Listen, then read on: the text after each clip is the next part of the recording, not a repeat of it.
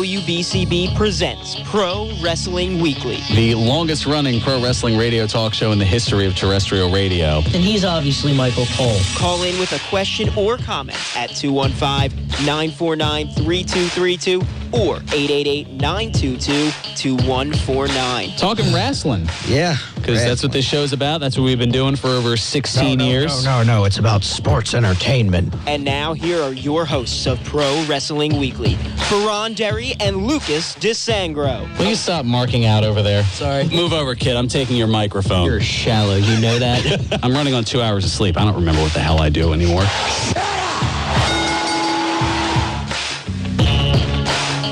There's the sound of the bell, and we are set to go. This is Pro Wrestling Weekly here on 1490 WBCB and online at WBCB1490.com.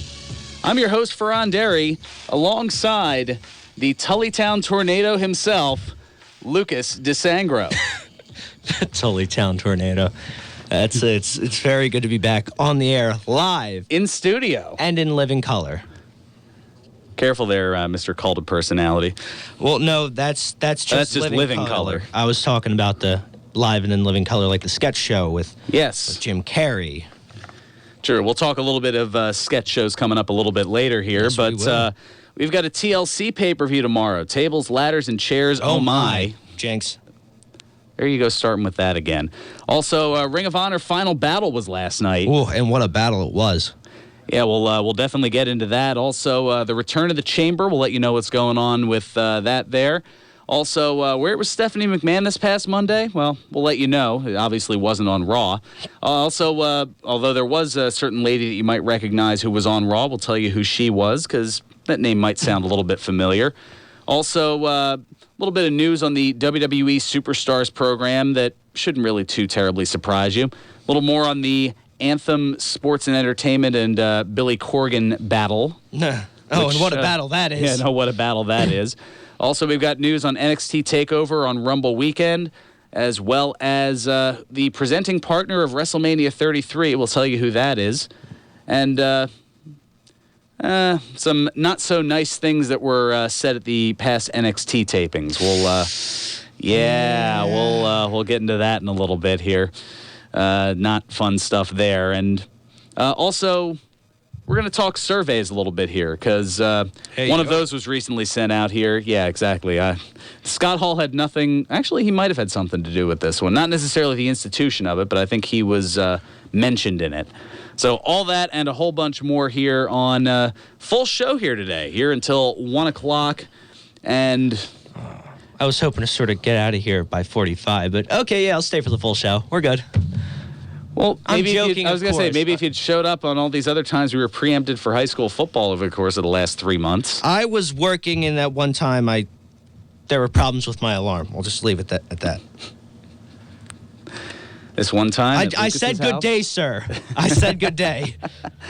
All right. Well, we'll get into the most breaking of breaking news that is so new that I didn't even put it on my format sheet here. We have a new NXT champion. Yo! Courtesy of Osaka, Japan. So, of course, it happened early this morning. Shinsuke Nakamura defeating Samoa Joe in an NXT house show in Osaka, Japan, becoming the second ever two-time NXT champion. Indeed. The other being Samoa Joe. Yes, indeed, as another Japanese WWE superstar would put it, or former WWE Japanese superstar. I can't do my words today. I'm sorry. You're shaking the rust off, it sounds like here. Yes, I am. Oh boy. And in good form, I'm sure. What's going on now? Well, what you? Oh, we just got a new. We got the new champion, of course. I mean, there's that. Well, yeah.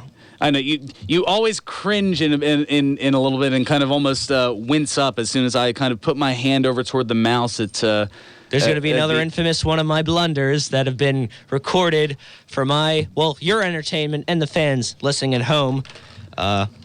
They're my blunders for all of your entertainment. Here it is. Yeah, I guess something like that. You're waiting on it. Here we go. You're sitting here. You're oh boy, here we go. Something like that. No, brace yourselves. Blunders are coming. It's nothing like that. Stop that. If anything, it's more of an accurate statement. We both suck today. Yeah, every day. I'll have to redo the open at some point and add that into the mix. Yeah, we're going to have add a lot of drops in there for me because I've become so good at making those infamous drops that it's been used on different shows here at WBCB. Well, yeah, the drop master himself, Jim Foxwell, if you just smell loves, what the fox is cooking. Shoot, I should have. Okay, but good job. We're derailing this train so early, and I am so okay with it. That has to go in. That has to be we have to listen back to all of my drops, and we just have to figure out. Yes, we do. Because if I'm going to suffer through it, then you are too. This is how this Fair show enough. works. And there's another drop right there. Not necessarily, because I kind of talked over it. Anyway, so Final Battle last night. How about the... we'll go over some of the more notable matches. Well, since they're calling him now Cody, because they can't use his last name, if you will. It's funny, to avoid getting sued by WWE, they use a WWE method, which is just eliminate one of the names that they have. Oh, just by calling a one name. Yeah, like Antonio Cesaro. No, it's now Cesaro. Big E Langston. No, it's just Big E. Well, the only problem with calling him Cody is what are they going to do when Cody Vance gets up there? To what, Ring of Honor? Well, or WWE. Cody Vance. That's not a name that's trademarked by WWE. No, so that's why they'll probably call him Vance Codeman or something like that. Yeah, I'll let you sit on that one for a little bit. But yes, Cody making his debut and defeating Jay Lethal. Also, Silas Young pinning Jushin Thunder Liger, who got a lot of respect. I mean, as he should get a lot of respect. He's been in the business for well over 30 years now. He's 50-something years old. 52, I believe. And people say that age is an excuse. I'm sorry, people are doubting Taker's 51 or Sting's in his 50s, but then you look at Jushin Thunder Liger, who's still doing these high-flying moves in just Superman sort of fashion. Maybe he is. I mean, who knows what's under that bodysuit? Probably That's why he wears one. Yeah. Probably a lot of muscles. And maybe a scar or two. Also, the Kingdom becoming the first six-man champions in Ring of Honor. Matt Taven, TK Orion, and Vinny Marsaglia. The new Kingdom, and 2 out of the 3 of those names have wrestled at the MFPW. Yes, very true. I believe I've commented. Well, I know I've commented Marsaglia's matches. I haven't commented anything for TK. He hasn't been around in a little while. Yeah, I think that's why since I took over. But them beating Kushida, Leo Rush, and Jay White to win the six-man championship. Marty Scurll. The villain. Yeah, the villain, beating Will Ospreay and Dragon Lee in a triple threat match to retain the television title. Wait, wasn't that supposed to be a fatal four-way, though, between them and Bobby Fish? What happened to that? Is he get injured or something? Since I can get the chance to watch Final Battle, I'll admit that I'm pulling the results up here, but it ended up becoming a triple threat. Well, I That's why the card's subject to change. True. We'll leave it at that. The Young Bucks beating the Briscoes to retain the Ring of Honor tag titles, and after the match, out went the lights, and all of a sudden... Delete! Yes, broken Matt Hardy appearing on screen, challenging both teams to see who the best team is pretty much in wrestling, and saying that they will delete their tag team title reign. And already the internet is splashing white all over the place. As painting the town. Yeah, painting the town in anticipation of a potential triple threat match between the Hardys, the Young Bucks, and the Briscoes. That was a quite sophisticated joke we just pulled off there. Most certainly. And then in the main event, Kyle O'Reilly defeating Adam Cole by submission in a no disqualification match to win the Ring of Honor World Heavyweight Championship. Very nice, very nice. I liked the O'Reilly Adam Cole feud. If you guys ever get the chance, look up their no holds barred match from Supercard of Honor from last year in Dallas. It was very well done, and I really liked the story because mostly I thought going in there that Adam Cole's got to retain because he's held the title. He if you really think about it, he won the title only a couple months ago, which isn't that long in terms of a Ring of Honor title reign. Let's be honest. Yeah. For people that only really hold the world title once, there's only been maybe one or two multiple-time world champions now with Adam Cole and Kyle O'Reilly, but before that was Jay Briscoe's the only two-time Ring of Honor world champion before Adam Cole. Yeah, there's not a lot of history as far as frequent title changes. That's There's a longevity though for long title reigns, meaning the longest ever reigning Ring of Honor heavyweight champion is Samoa Joe. Ah, yes.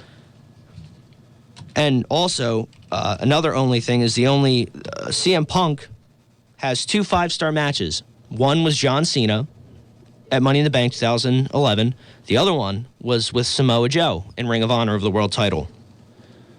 Yeah, as I look here, I'm pulling it up just because my memory isn't that great. There are 4 different title reigns of over 1 year. Samoa Joe, being the longest at 645 days. Yeah, pretty close to 2 years reign back from 2003 to sometime in 2005, if my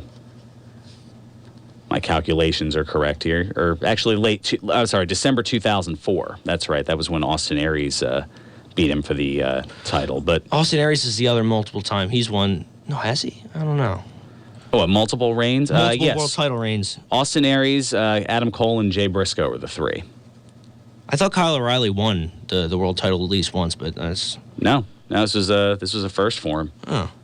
Good for him, then. He's certainly... Like I said before, he really reminds me, his style and just certain elements of him remind me of Bryan Danielson from Ring of Honor. Mm-hmm.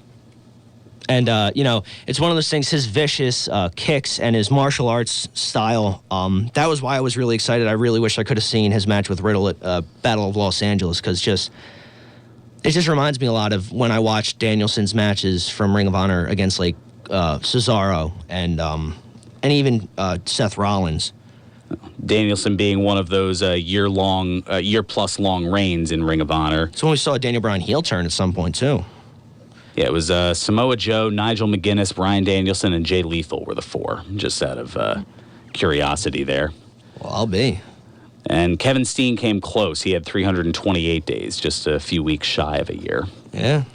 So there you go. Just some little interesting knowledge and trivia and things of that note. Also, in case I didn't mention it, we've got our tables, ladders, and chairs predictions certain to go wrong coming up a little bit later. And boy, are they starting to go wrong. Yeah, we are, We're pretty close, pretty neck and neck. Only one selection. We've gotten exactly 100 picks in over the course of 2016. I'm at a 61% clip. You're at a 60% accuracy clip. 60 and 40 to 61 and 39. No, I'm well aware. Well, I know that math isn't your strong suit, so I was just trying Well, basic math is percent. You know what, percentages are not. So good call on that. But see? Yeah. But meaning, I'm well aware, meaning I saw it on the paper before you started talking. Well, this is also to let the audience know. Yeah. Remember, this isn't just you and I talking here. There are people listening to this program. That's kind of how this whole thing works. True. They're entertained by us. How, I have no damn clue. But well, it's only because of us, because either of us on our own is train wreck. Well, now, in fairness, I was hosting this show on my own well before. What? Okay, then I apologize. after the Lucas the intern era of, meaning like not in terms of this is the era that it'll be known for about me, but once I started coming on, it just became the chemistry between us from the start was just, you can't deny it was pretty damn good. Yeah, it took a little while to gel, as a lot of things do. I mean, you look at I don't know, the first season of the Muppet Show versus any of the other seasons, like it or any show that it's in its beginnings. The first season of it versus a little bit later in the run, things change. True. For me, but they adapt. It's they funny, grow. They improve. And I think that's why, like, for me, just to go off the outside of the ring, so to speak. For me, with most series that I like to watch is usually the first season is great, but it's a lot of it's a shorter run of episodes, meaning like there's like The Walking Dead first season only has 6 episodes, and it was good. Then the second season is usually where you need to find out where most of your true fans are, because that's where a lot of people go, okay, this is really Yeah, that was their dip the toe in the water, and they either jump in or they also that, and it was just they had like 14 episodes as opposed to 6. Yeah, so that's where you really have to kind of build your base. Yeah.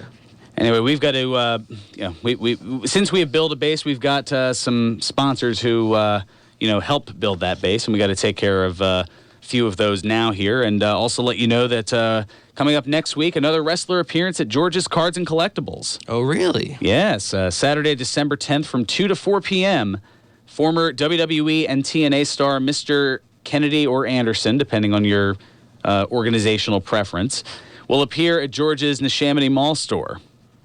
Very nice. That's right. George's has 3 locations for all of your cards and collectibles needs, including their original store at 7755 New Falls Road in Levittown, in the Willow Grove Park Mall on the 2nd level near Macy's and Tivana, and in the Neshaminy Mall in the movie theater wing. For more information, go to georgescollectibles.com and make sure to follow George's Cards and Collectibles on Facebook. Coming back, we'll get to Ed from Northeast Philly on the lines. We've got room for you as well, 215-949-3232, or toll free at 888-922-2149. Got more news and whatnot to get into, more insanity, more hilarity, more of the same of something different, expecting the unexpected here on Pro Wrestling Weekly on 1490 WBCB and online at WBCB1490.com. What's your stuff worth? If you're curious about what your antiques, collectibles, and general household contents are worth and don't want to spend a fortune to find out, call Mike Ivanovich for a house contents appraisal. For $195, Mike will travel to your home, verbally appraise your items, and recommend how and where you could sell for the most money possible. The typical house contents appraisal will typically take 1.5 to 2 hours. To schedule your house contents appraisal, call Mike today at 215-345-6094. Visit www.michaelivanovich.appraisals.com. To learn more, that's MICAELIVANKOVICH appraisals.com. 215-345-6094. Philadelphia Protestant Home is a premier senior living community that offers affordable, quality, independent living, personal care, skilled nursing, and rehabilitation. PPH is located on a beautiful, serene campus within minutes of Bucks County and features a variety of on-site amenities for active lifestyles. Elegant dining services, ice cream parlor, indoor pool and wellness center, bowling alley, computer learning center, greenhouse, bank, market, and coming soon, a pharmacy. Call now to schedule a tour, 215-697-8000, or visit us on the web at pphfamily.org. At PPH, we're family. There's a threat targeting America. Lyme disease. Spread by tiny ticks, this dangerous disease can cause life-changing health problems and is now more widespread than West Nile, tuberculosis, and HIV/AIDS combined. So it's time for us to target Lyme disease. That means checking for ticks when you've been outside and seeing a doctor if you experience the warning signs, which can include joint pain and flu-like symptoms. Learn how you can target Lyme disease at targetlyme.org. Brought to you by the Stephen and Alexandra Cohen Foundation and this station. He's got the Luigi death stare from Fearon, so he might have... I didn't give you the Luigi death stare. That's not true. You're breaking kayfabe. Breaking kayfabe. Gonna break something else during this commercial. There we go. That's what I like to see. And now, more Pro Wrestling Weekly with your hosts, Fearon Derry and Lucas DeSangro. Are we getting into that controversy again? I know how it feels, and it's not fun. Welcome back to Pro Wrestling Weekly here on 1490 WBCB and online at WBCB1490.com. Fearon Derry and Lucas DeSangro here, and we try to have fun. We try to educate, entertain, inform, as we've been doing for almost 18 years now. Well, at least the show has. I've been doing that for, goodness, almost... It'll be 8 years this coming March. I've just been trying to entertain for 18 years. Because that's as long as you've been around. Yeah. Oh, I've been around. Mm-hmm.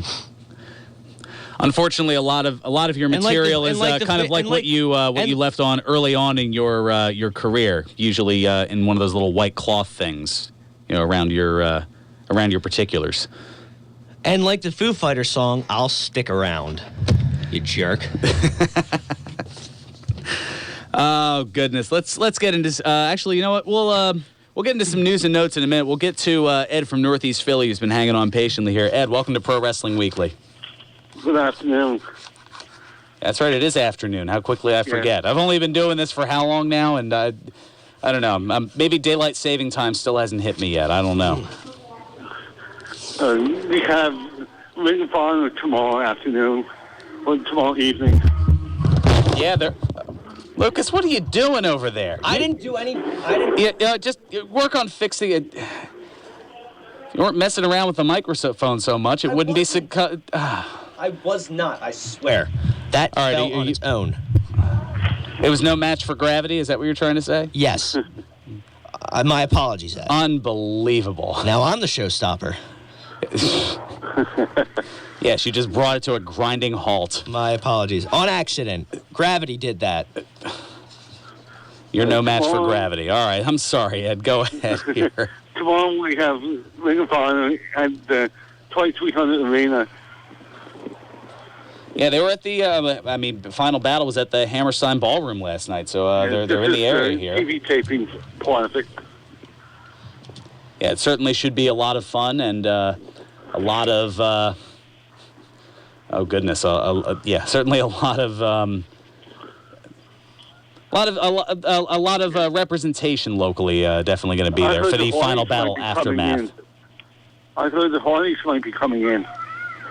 Well, I mean, it's certainly possible.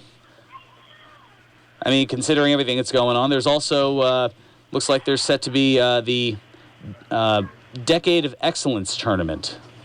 Yeah. 8 stars who debuted in Ring of Honor over a decade ago are going to be competing in this, and the finals will be taking place January 14th. So we'll be seeing some of that here in Philadelphia tomorrow night, including Christopher Daniels against Mark Briscoe, Alex Shelley against Colt Cabana. How's he doing? Jushin Thunder Liger against Jay Lethal. Ooh. And B.J. Whitmer against Jay Briscoe. Ooh. It's important to note that B.J. Whitmer was once part of a Ring of Honor stable called The Decade with Jimmy Jacobs, who's no longer with Ring of Honor. Mm-hmm. And also signed on there, quite a few. The Young Bucks, Cody's going to be there, Kyle O'Reilly, Dalton Castle and the Boys, Donovan Dijak, Punishment Martinez. On point is tonight, too, with in Williamstown, New Jersey, with a 7 p.m. bell time. Bulldozer and Cannonball, Drew Blood, Devin Moore, and Lowry. Oh, wow, that's right. That's the Masters of the Mat 2 event that's coming up. Yes. Or it's going to be 7 tonight. p.m. That's right. That's doubleheader next week. Oh, very nice. I'm not sure what match I'm going to tomorrow, or tomorrow, if I'm going to watch the pay-per-view or go down to the Ring of Honor. I'm undecided. Yeah, that's. The doors are opening at 4:30. Yeah. The pre-show's at 5:45 with a 6 o'clock bell time. I would suggest going to Ring of Honor because if you have the network, you can always watch it after the fact. Yeah, that's true. Just stay off of social media because people are going to be reacting to TLC. Who knows? They might have one TV on with that. I don't know about that because you don't want to detract from your own product by showing another product. I mean, it's not like a sports bar where you'd have you'd have a TV showing one game and then you'd have another game on another TV. I mean, in this case, that'd be like, goodness, I don't know. That'd be like having a live band playing in a venue, but then having a concert DVD being put up on the screen. Otherwise, it's just there's no need to put up one for the other. So now I would say best bet would be to head down to the Final Battle Aftermath and catch that live, and then you can always watch the the TLC on the network. Sound pretty good. Oh, they do. I mean, we'll get into the TLC card in a little bit, but I mean, certainly no shortage of choices for wrestling here in the local Philadelphia and tri-state area. And Philly has Raw on next Monday. Oh, yeah, that's right. We're just over a week away from Raw being at the Wells Fargo Center, too. Crazy how it's all going down here. Yeah. And Roadblock is in Pittsburgh this year. Oh, yeah, well, coming up a little bit later this month. The pay-per-view is just coming even more fast and furious as... Oh, goodness. With the network and the brand expansion, it's gone to 19 pay-per-views a year for WWE. That's about it. All right. Appreciate the look at the local scene. Thank you so much, Ed, from Northeast Philly, for chiming in, as you always do. Certainly appreciate it. Looking at this on-point card tonight, Kyle the Beast is set to be in action in the Masters of the Mat tournament, as is an on-point wrestling championship match. Champion Joey Janela defending against Matthew Riddle. Oh, really? Yeah. Very It's nice. over at that's the arena over in Williamstown, New Jersey, 1041 Glassboro Road, the Monroe Business Center. More info for that at opwrestling.com. Very nice, very nice. Good luck to Matt Riddle. Yeah, and good luck to Kyle the Beast of the Beast Cartel in the 9-man single elimination tournament as well. Yeah, true. Plus our buddy Xavier Cross is a part of that as well. And Loudy, yeah. Yeah, I know. We know a few people, and it just seems to be growing in the Wonder if the the community Roughneck's here. going to be there. Well, at least he's not listed on the immediate ad here, but I didn't delve too deeply into it here. So let's get into some news and notes because we're already flying by here. So the Talking Stick Resort Arena out of Phoenix, Arizona, home of the Coyotes hockey team, among others, and I think the Phoenix Mercury WNBA team, and that's probably more Phoenix sports knowledge than I should probably have, teased that the Elimination Chamber is returning in 2017, and the arena's Twitter page added that details would be coming soon. Ooh, mysterious much. Most certainly. Now, Stephanie McMahon tweeted also on Monday that she is representing WWE as a keynote speaker at the Le Sports Connects event in China. It was a 3-day event billed as China's first international sports conference, and with WWE extending the olive branch to China as much as they have and being out there, she was out there halfway across the world, and obviously because of that could not be on Raw this past Monday night. However, who was on Raw, a face or two you might have recognized from that bar fight scene between Sheamus and Cesaro. The woman featured, none other than Tessa Blanchard, daughter of WWE Hall of Famer Tully Blanchard of the Four Horsemen. Woo! Exactly. Now, the man who got in Sheamus's face was Montana Black, and the man who belched in the segment was Zane Riley. They're both regulars for the Premier Wrestling Federation, which is co-owned by Steve Corino. Interesting. And as noted on last week's show, Corino will begin work as a WWE Performance Center trainer next month. Very interesting. So I wonder if there was a little bit of a nod thrown in there, kind of a little olive branch extension, something in that realm. Perhaps. Who knows? But it's nice to speculate on these things. Now, an interesting programming note. According to Mike Johnson of PWInsider.com, the WWE Superstars program has been canceled and is essentially being replaced by 205 Live. Any thoughts on 205 Live? I did manage to watch it after it aired. It was something like the Cruiserweight Classic where they actually had stories to tell about the certain superstars that were wrestling. And also Austin Aries was also on commentary with Corey Graves and Mauro Ranallo, which was nice. I'm a huge fan of Austin Aries in terms of, especially when he's a cocky heel, because that's what he's best at least from what I've seen. He's very good at doing that, though. Even in Ring of Honor. No, it's not even meant as a dig. It's... Oh, no. I'm when I think of his cowardly heel era, the first thing I think of is the crowd chanting, "You're gonna get your head kicked in." Yeah. Yes, true. So that was where the chuckle came from. Yes. You know me, my mind wanders, and sometimes like a balloon that's almost soaring to the sky. You have to kind of grab the string and pull it back down. True. But yeah, it was something that that Raw featuring the Cruiserweights was sort of missing, which was it was more in depth. A background to who these people are and why people should be interested in them. Especially with Rich Swann. I mean, for something that didn't have a lot of build up to this match, they did well with the video package, and it made the crowd got behind Rich Swann. Funny how that works out when you tell a story about the superstar before the match and stuff like that, and have sympathy, for all you not Steinerholics out there. Careful now, Snarky DeSangro. Hey, no, I was just saying. And it was good. It was a very good match. Brian Kendrick always is amazing.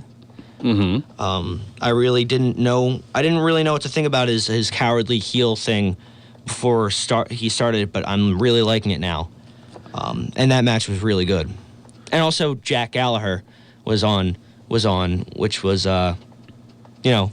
he's one of my he's a dark horse favorite for me in terms of he's very different and he's also very entertaining. The extraordinary gentleman Jack Gallagher. Ah, yes. Might learn a thing or two from him. In other news, Anthem Sports and Entertainment, as well as Billy Corgan, issued a... Crunch time. Here we go. Let's listen to this. Yeah. They issued a press release on Monday regarding their business settlement via FightNetwork.com. They have completed an agreement to resolve Corgan's litigation against Impact Ventures, parent company of TNA Impact Wrestling. Anthem has acquired Mr. Corgan's loan to Impact Ventures on undisclosed terms, and Mr. Corgan has dismissed his proceedings against Impact Ventures and TNA Impact Wrestling. Such legalese. So what does this mean? It basically means that they've paid off his loan, essentially. The money that he had lent out, he got paid back. Well, yes, but what does this mean for TNA? Well, that is yet to be determined. There's more to it than that. There's always more to it. Of course. I mean, it's a press release, so it's like Maury for wrestling. You are not the owner. Well, who is? I don't know. What's happening That'll to this be on company? the next episode. Yeah. Anthem Executive Vice President Ed Nordholm stating, quote, "We are pleased to conclude these arrangements with Mr. Corgan. The events leading to litigation were unfortunate, but also reflected all parties' desires in good faith to support the company. The arrangements we have made with Mr. Corgan respect all parties' gratitude for his contributions to Impact Wrestling, both creatively and financially. We can now close this chapter and look forward to making Impact Wrestling a leader in the professional wrestling world." I wouldn't go that far just yet, but you're closer.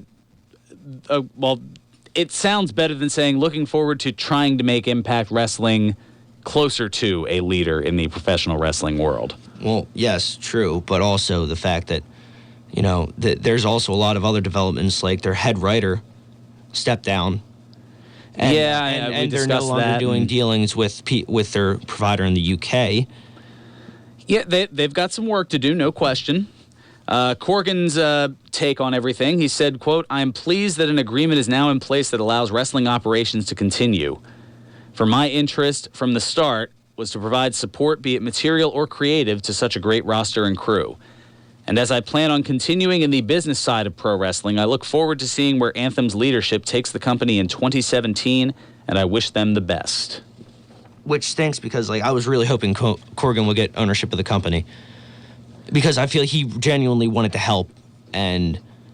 You think that Anthem's just looking financially? Is that... Well, no, hopefully not. Just their intentions maybe aren't as clear, but Corgan genuinely wanted to help, and Dixie was trying to, stifle him from getting ownership of the company. It's a mess. Yeah, but Corgan wanted to clean it up, and I don't want TNA to go out of business. I just don't want them to, but I also don't want them to be a train wreck. This is true also. With Dixie Carter for the past couple of years. No bueno. Thank you to our Espanol friends and listeners out there. All right, so while we try to clean things up here, glad to know that you're working on studying that second language is starting to pay off. Yeah. Un momento. I'll have it down. There you go. It can be like Rico de la Vega, who was doing commentary for Final Battle, Spanish commentary. Not quite there yet? No siendo. Un poco? Un poco. No si... yeah. Ay, Dios mío. Anyway. Como está biblioteca Krabaga? I don't know. I'm just trying so hard. It's remedial Spanish to an extent. For somebody who never really took a language class because he had to take special education courses, I'm surprised I picked up as much as I have. I feel like an idiot. I apologize. It's all good. I'm actually not sorry for this one. But, yeah. Wow, could that be a drop within a drop? Very possibly. Like, could we make it a double drop, like that drop, and then also that part of... Yeah, whatever. What else is going on in the world of wrestling today, Fearon? Well, actually, I was going to let the folks know about the changes and improvements that keep on coming to the Broken Goblet Brewery, 1500 Grundy's Lane in Bristol, PA, including their new hours. They're open Wednesdays and Thursdays from 5 to 11, so a little bit of an expansion there. Fridays from 3 to midnight. Saturdays from noon to midnight. Ooh. That's right. So they're open right now. So you could be enjoying a beverage while perhaps listening to us on the TuneIn app via your mobile device. Hey, maybe we go there after the show, recreate the Sheamus Cesaro segment. Or not. Okay, fine. Because we don't need anything else broken at the Broken Goblet. That's true. And also open Sundays from 11 a.m. to 5 p.m. Head on over for this on this weekend for a new twist, the Broken Bloody Marys until 2 o'clock, both on Saturdays and Sundays. Just in case the night before might have been a little too fun, you can kind of ease your way back into it. Plus, tonight at 9, there's a live music special, Greg McGarvey and his fantastic friends, featuring a host of musicians and some short filmmakers, too. Tomorrow, more Broken Bloody Marys until 2, plus you can see the Birds and Bengals football game on the big screen. Wednesdays brings Quizzo with Righteous. Thursdays has Mike Estabrook's musical Jackpot, up to almost $250 at the moment. And Fridays bring a different live music act each week. Plus, there's all that fantastic craft beer as well, which right now on tap, oh man, their Santa's Slayzon is back on. Oh, it's just a litany of different harvest fruits brewed into a Saison beer. And you're grinning to ear as if you can't wait to be 21 to give this a try. No, even though I know that's not the case. I'm smiling and nodding because I don't know mostly what you're talking about, but I'm going to wholeheartedly agree because you're my best friend and love you like a brother. And I may not know what it You wouldn't know the difference between a Saison and a Stout, but you know that it's all good stuff over there. Yeah, and I know that you wholeheartedly enjoy it, and I'm doing what my parents sort of don't do for me in wrestling when I talk about wrestling. So, yeah. I'm smiling and nodding. I was going to say, should I play the sad music there? I'm smiling and nodding, and they're either like, what are you talking about? Or, I don't care. It's 8 o'clock in the morning, Lucas. You just woke up. What are you talking about? Just waking up at 8. That's, it's been a while since that's probably happened. This must be from back in the probably elementary school days. I don't know. No, it's been fine for me. Mostly because of finals, I've been having some late nights, but it's really the only reason. But that all notwithstanding, just more reasons why it's always a good time at the Broken Goblet Brewery, 1500 Grundy's Lane in Bristol, PA. Broken Goblet Brewing, the semi-official brewery of Pro Wrestling Weekly. Coming back, we'll have something I want to put on a shirt. That catchphrase. I think that's why I love it so much. Because it belongs on a T-shirt, you think? Yes, it does. Or maybe, WBCB Pro Wrestling Weekly, and then on the back, brought to you by the Broken Goblet, the semi-official brewery of Pro Wrestling Weekly. Yeah? Maybe. We could do some merchandising. Merchandising. Pro Wrestling Weekly, tees. the flamethrower. I don't know. The kids love this it. One. Something like that. All right, we'll be back here with our predictions certain to go wrong. It just made me think of the yogurt doll and just all the drops. the Lucas doll. You're gonna get me in trouble, and I didn't even do anything. Classic. I can see that, and then just. Zzz. That is not fair. Zzz. I'm a celebrity now. That's right. I said it. I'm a celebrity. All right, we'll have to get marketing working on that ASAP because there's a lot of potential we can go to with Matt that. Marrow. We probably could. He's. I miss him. Where is he? He's now working in sales for us. He's back. I know. And he's better than ever. There we go. Got a knack of making things better. And that's what we do here on Pro Wrestling Weekly on 1490 WBCB and online at WBCB1490.com. You won't see termites crawling across your floor, but thousands might be devouring the wood in your walls, weakening the structure of your home. For over 50 years, termite proofing and pest control of the Delaware Valley has been in the exterminating business. If you think you have a pest problem, they're the experts. Call them today at 215-639-5455. That's 215-639-5455 for TPPC. Termite proofing and pest control of the Delaware Valley gives your home or business peace of mind, knowing your pest problem is in their hands.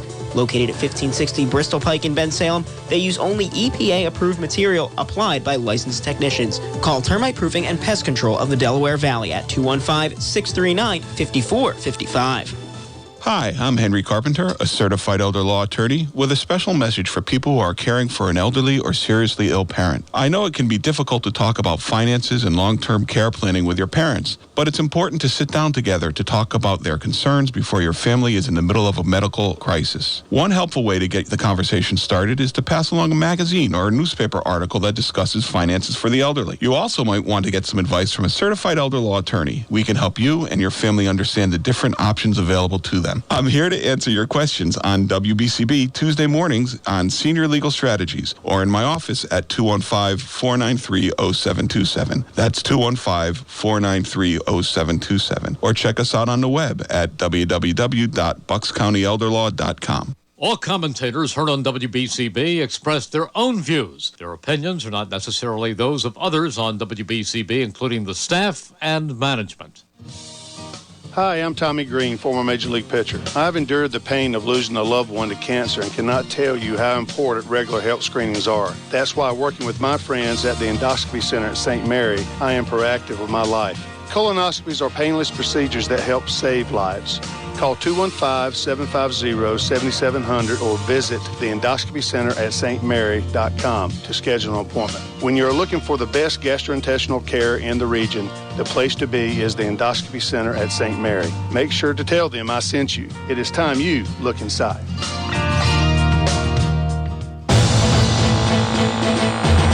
Pro Wrestling Weekly presents Today in Wrestling History, December 3. On this date in 1991, the WWF held its This Tuesday in Texas pay-per-view. In the main event, Hulk Hogan pinned The Undertaker to win the WWF World Heavyweight Championship. On this date in 2000, ECW held its Massacre on 34th Street pay-per-view. In the main event, Steve Corino defeated Jerry Lynn and Justin Credible in a three-way dance to retain the ECW World Heavyweight Championship. On this date in 2001, WWF Monday Night Raw aired live from Milwaukee, Wisconsin. In the main event, The Rock and Trish Stratus defeated Kurt Angle and Vince McMahon in a tag team match. On this date in 2003, the NWA TNA held its weekly pay-per-view number 72. In the main event, Jeff Jarrett pinned AJ Styles to retain the NWA World Heavyweight Championship. On this date in 2006, WWE held its December to Dismember pay-per-view. In the main event, Bobby Lashley defeated CM Punk, Hardcore Holly, Rob Van Dam, Test, and The Big Show in an Extreme Elimination Chamber match to win the ECW World Heavyweight Championship. This has been Today in Wrestling History, December 3.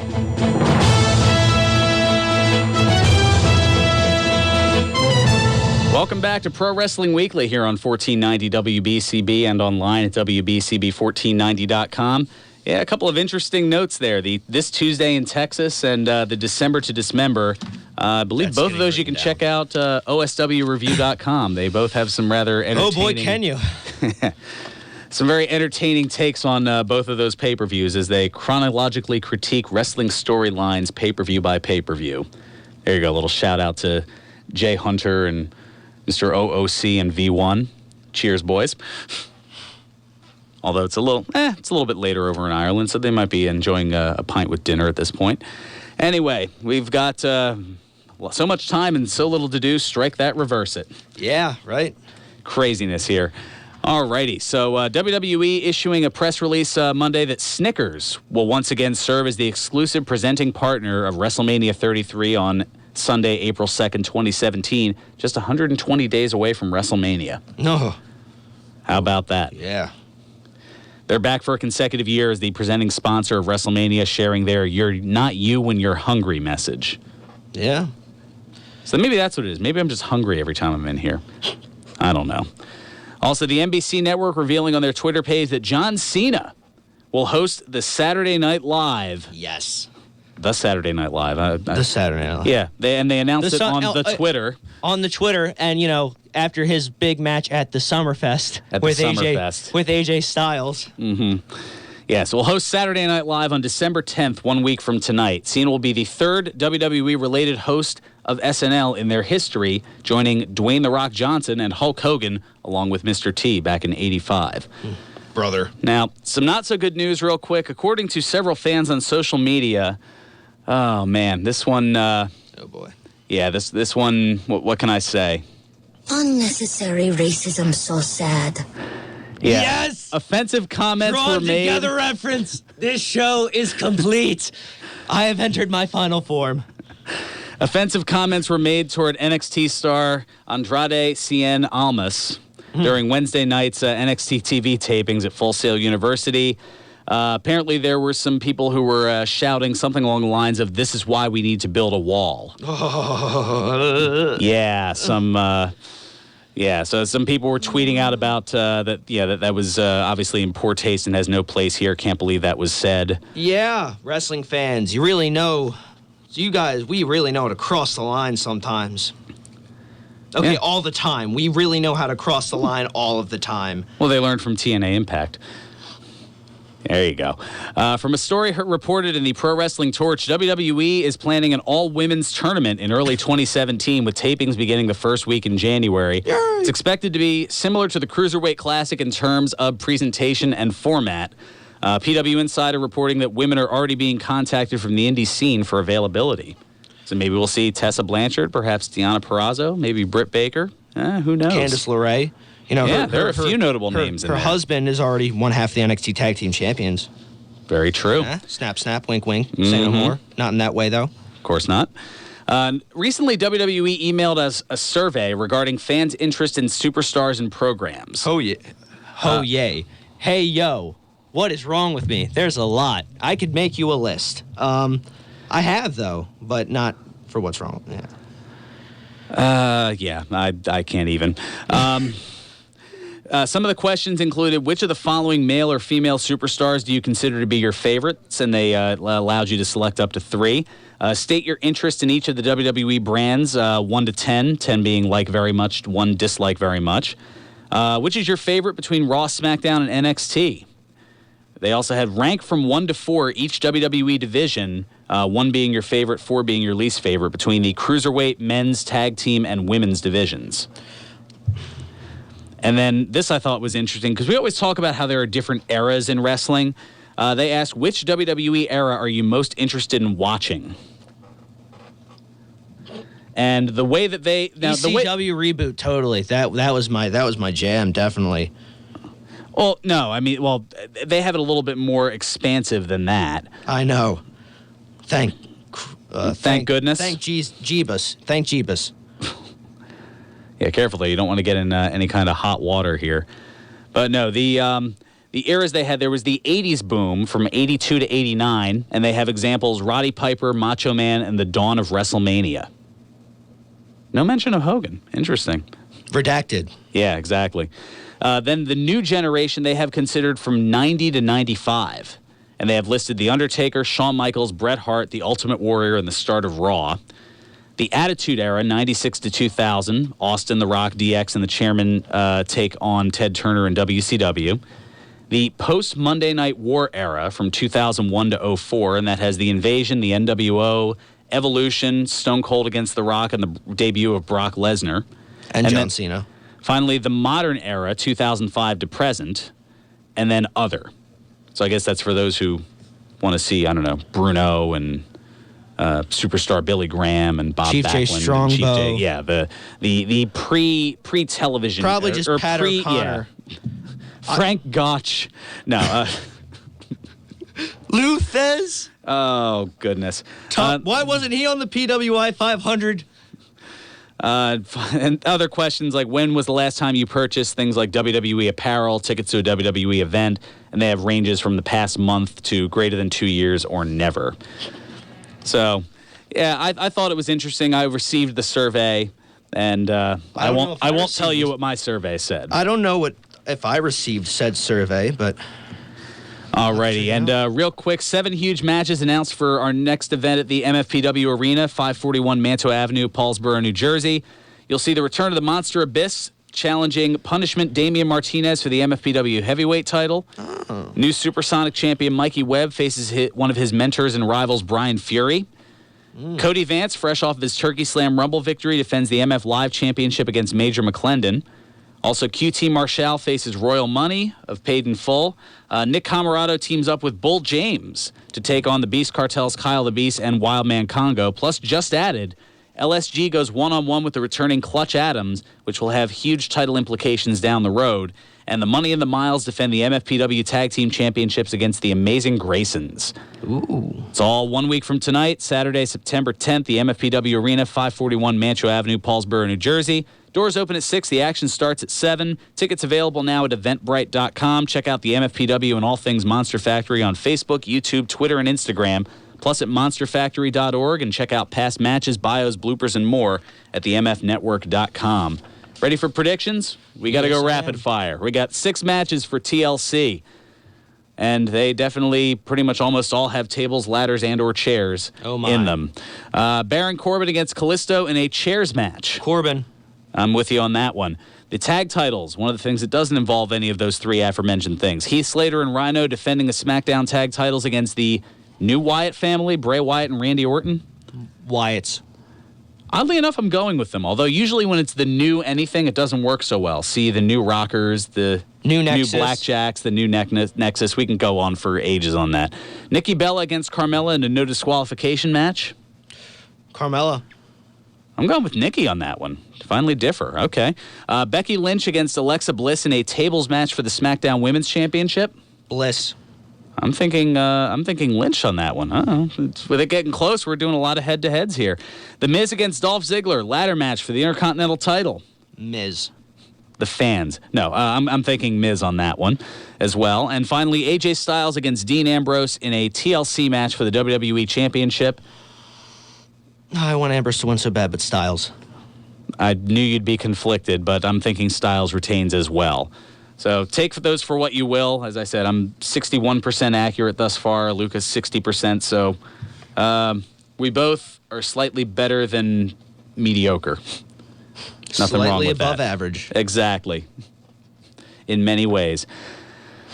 And we've got a little over 2 minutes left, so that means it's time for birthdays. Whee! You're so trying to get that over. Not really. Well, you've done that a few times now. So I it know. seems like you're looking to get that over, but meanwhile... We ain't found Yeah, you got nothing on that one. All right, on this date in 1948... I'll give you a second to recover. Good, keep going. It's fine. On this date in 1948, John Michael Osborne was born. The English singer, songwriter, and actor who accompanied the British Bulldogs and Captain Lou Albano for their tag team title challenge and victory at WrestleMania 2, and along with his wife Sharon were guest hosts of Monday Night Raw. Remember Raw's Got Talent? That's right, better known as Ozzy Osbourne, turns 68 today. Look, please. Careful there. Did I need to put a in there for good measure? No, I said black coffee, please. Oh, okay. Because that whole commercial he did where nobody could understand what he was saying. Like T-Mobile. You definitely imitated him very, perfectly. Thank you. On this date in 1971, Vernon Verdell White was born. The mixed martial arts fighter who appeared on the April 7th, it all goes back to 97 episode of Monday Night Raw, to lose to Ken Shamrock in a no-holds-barred exhibition, turns 45 today. That's right, he was Ken Shamrock's first WWF opponent. Mm-hmm. But it was in a no-holds-barred exhibition, kind of showing off the then-new Ultimate Fighting Championship skills, kind of getting the exposure, because it had only been around for a little bit in 97, and Shamrock was one of the first big stars of it. One of the founding fathers. And the founding fathers, exactly.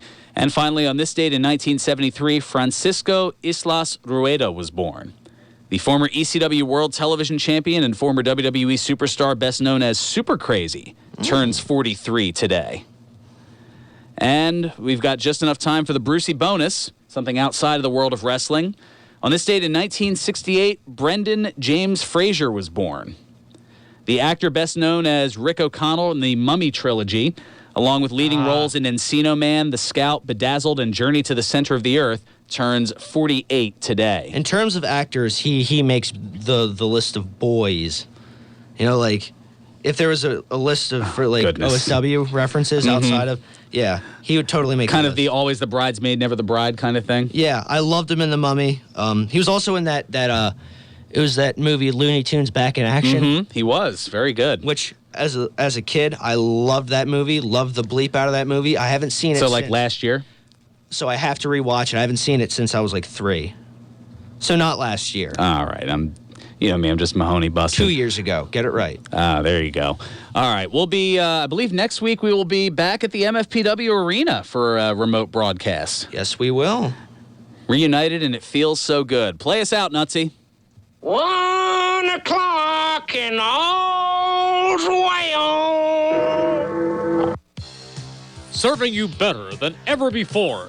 This is 1490 WBCB.